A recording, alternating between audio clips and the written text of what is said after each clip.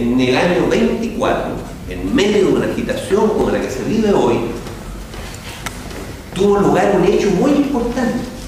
¿Qué pasó en 1924? En Chile. Nueva constitución, dice su compañero, pero esa es del 25, del año siguiente. Pero ¿qué pasó el 24? Ya les dije que había un estallido social, igual que ahora, que parece que también son cíclicos, los estallidos sociales. Fíjense ustedes que además hay un documento fílmico extraordinario que se los recomiendo para que vean el estallido social de 1924. Son los funerales de Luis Emilio Recabarren, que se suicidó en 1924. Y si ustedes se meten, creo que está en YouTube, no sé, pero está en la internet, y están los funerales de Luis Emilio Recabarren, un documento extraordinario, porque es una película de esa época en que el cine está recién naciendo, y son los chilenos que hacen una película fantástica de los funerales de Recabarren, y se aprecia en Santiago, que era una ciudad chiquitísima, no tenía ni 400.000 habitantes, hoy día tiene como 7 millones. Bueno, en esa ciudad, las calles llenas de gente, digamos, alzada, por decirlo así, en el funeral de Recabarren. Bueno, en ese trasfondo tiene lugar un hecho político extraordinario. ¿Y qué es lo que pasa? En 1924,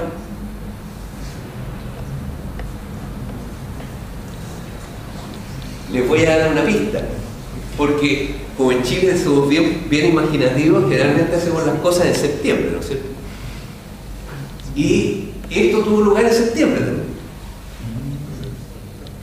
Y aún más, tuvo lugar el día 11 de septiembre de 1924. ¿Qué pasó el 11 de septiembre de 1924?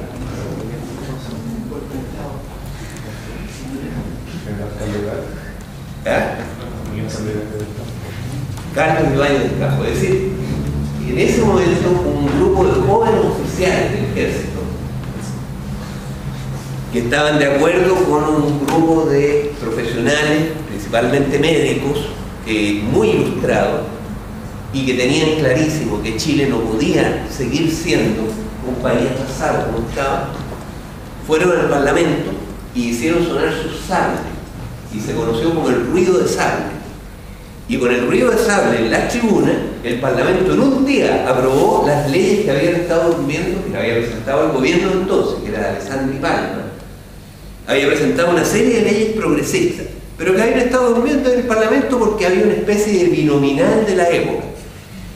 Y el binominal de la época era el colegio que le permitía a los conservadores, que representaron a los latifundistas, mantener el control del Congreso. Pero bueno, esto se resolvió en esa ocasión mediante el ruido de sable. Y en un día aprobaron todas las leyes que estaban pendientes. Tienen que haber trabajado como negros, digamos, para aprobarlas todas, pero las aprobaron. Y fíjense ustedes que si ustedes van aquí a la Plaza de la Constitución y revisan la fecha de creación de todas las instituciones que rodean la Plaza de la Constitución, el Banco Central, la Contraloría, el Ministerio de Agricultura, el Ministerio de Hacienda, el Ministerio de Economía, en fin, se van a dar cuenta que todas fueron creadas en 1925, 26, 27, o 24, como el Ministerio del Trabajo, Salud y Previsión Social, que así se llamó inicialmente, que fue creado en 1924. Y a cargo de eso estuvo el jefe de los médicos ilustrados que le proporcionaron, digamos así, el programa desarrollista a estos militares, que se llamaba el doctor del Río, Alejandro del Río.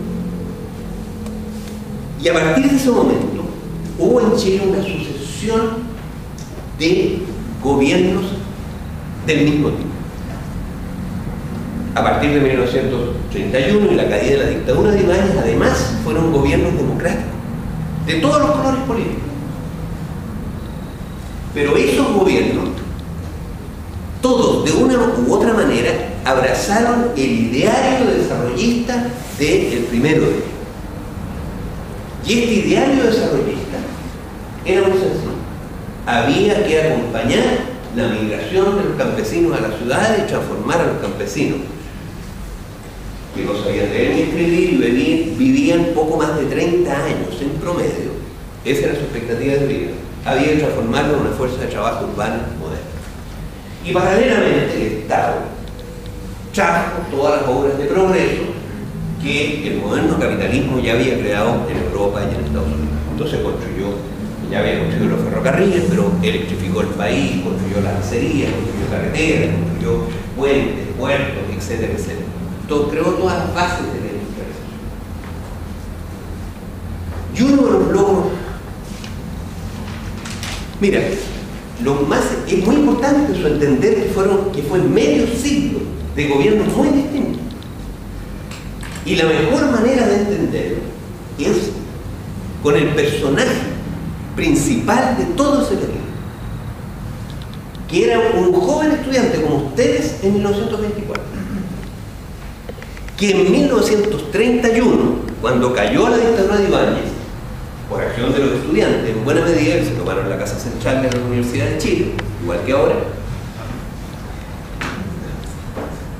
este joven era estudiante de medicina y discípulo de esos otros médicos que les digo. Discípulo de Río, discípulo de Bruscoque, discípulo de Calvo Maquena, en fin, de todos grandes médicos.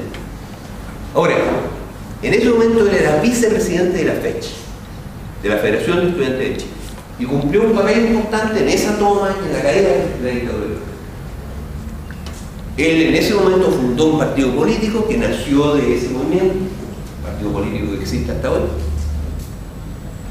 Y en 1938, cuando un gobierno de Frente Popular conquistó la presidencia de la República con Pedro Aguirre Cerda, este joven médico pasó a ser el ministro de Salud más joven de la historia de Chile. Y este médico joven, siendo ministro, hizo la propuesta de crear un Servicio Nacional de Salud en el país. Y fíjense ustedes que pocos años después, en 1950, este médico era presidente del Senado y otro médico era el ministro de Salud de la época, pero era compañero de él, digamos, de trayectoria. Y este otro presentó al Parlamento el proyecto de ley que él había elaborado antes como ministro de Salud de Pedro Aguirre Cerda.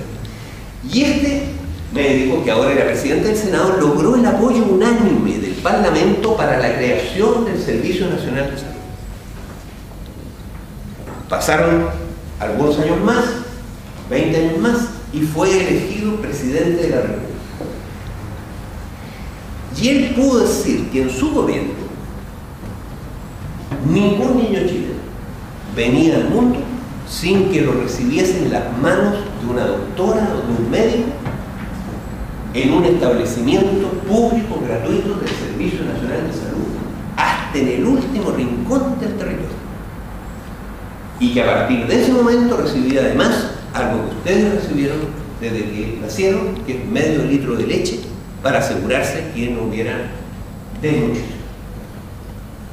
Y ese médico pudo decir que en su gobierno estaban matriculados en el Sistema Nacional de Educación Pública y Gratuita, en todos los niveles, prácticamente, había 30 de cada 100 chilenos, de toda la vida.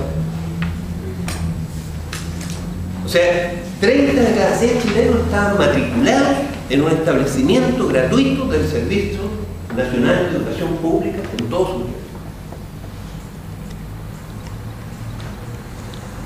Para que se hagan una idea, hoy día, eso ustedes lo saben, si suman hoy todos los que están matriculados en las universidades, todos los que están matriculados en los centros de formación técnica, en los institutos profesionales, en los colegios y liceos de educación media, en los colegios de educación básica, en los kindergarten, y suman todos los que están en los establecimientos públicos y en los privados. Lo suman todo y lo comparan con la población del país hoy día y llegan al 26%. Hace 40 años, Estos gobiernos desarrollistas lograron tener nada menos que al 30% matriculados en establecimientos que eran de bastante buena calidad. En todos los niveles, nadie se quejaba de la calidad. Yo estudié en esta facultad, por ejemplo, era una facultad tan buena como ahora. Y fíjense ustedes qué increíble. Cuando yo entré a esta facultad, éramos 700 los que entraron. ¿Y ustedes cuando entraron, cuántos eran? 700. La diferencia es que en ese momento el país tenía 10 millones de habitantes y hoy día tiene 17 millones. O sea, esta facultad, por supuesto que ha progresado en estos años, gracias al esfuerzo de los profesores y toda la gente que contra la corriente la ha logrado mantener y desarrollar. Y yo, eran compañeros míos, la mayoría, realmente siempre les digo que es fantástico lo que han hecho. Lograr resistir. Pero sigue siendo el mismo porte que era hace 40 años. Y con la diferencia que yo no pagué por estudiar. Y hoy día los estudiantes, ustedes bien lo saben, pagan la mitad de la factura del sistema educacional completo. Y en el caso de las universidades, acabamos de hacer nosotros en la institución donde trabajo un estudio para la CONFECH, llevamos los balances de todos los establecimientos de educación superior y el costo total medido por sus ingresos es de 2,4 billones de pesos. Estas son cifras del 2009, que son las últimas que hay.